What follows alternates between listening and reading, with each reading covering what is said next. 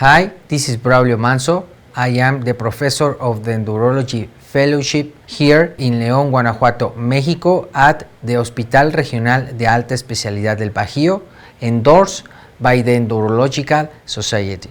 And today we are going to see all recommendations for a correct use of the Swiss Lithoclast Trilogy.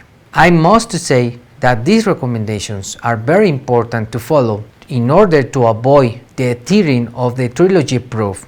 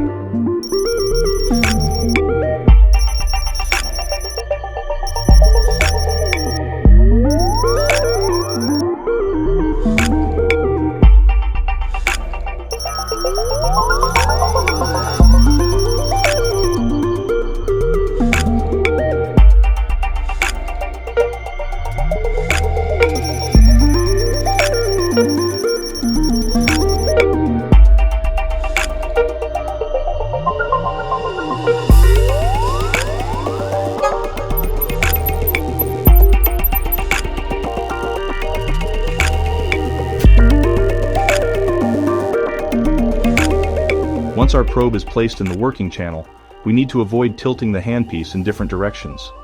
Otherwise, the probe will be exposed to high stress and probably lead to its breakage.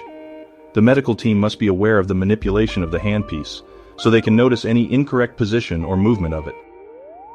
It is important to move our probe at the same direction as our Miniperc. This synchronized movement will avoid bending the probe inside the working channel.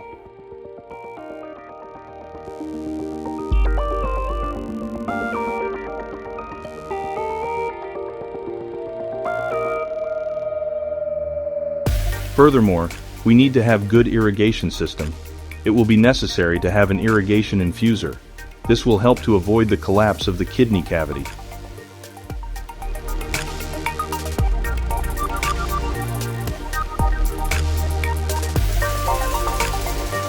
It is recommended to grab the handpiece from the top for a comfortable and secure position. This oscillatory movement will allow to pulverize the stone from the outside and allow a good water flow into the probe. This helps for the correct cooling and performance of the Swiss Lithoclast Trilogy. In addition, this movement helps to distribute the stress between the probe and the nephroscope.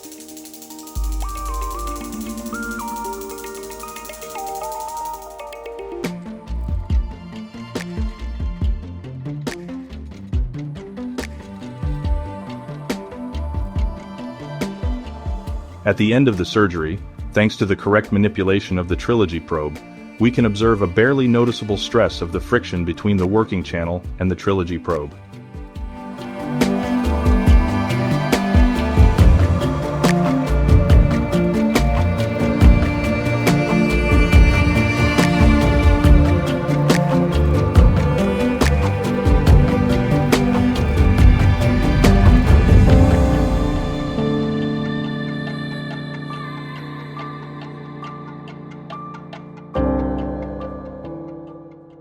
If you follow these recommendations, you will have a great outcome, and importantly, you will avoid the tearing of the trilogy proof.